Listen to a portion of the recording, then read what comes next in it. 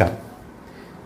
आंतरराष्ट्रीय योग दिन आणि वटपौर्णिमेच्या सर्वांना मनापासून शुभेच्छा. काय गंमत आहे ना, या दोन्ही ठिकाणी शरीर स्वास्थ्यावरती खूप लक्ष दिले गेलेलं आहे. योग म्हणजे खरं तर शरीर, मन आणि सोल, ज्याला आत्मा म्हणू, याला जोडणं असा तो विधी आहे खरं तर. चला, आजच्या दिवशी कुठलंही नुसतं मेकॅनिकल न राहता शरीराबरोबर आपण मनाचं स्वास्थ्य पण बघूयात.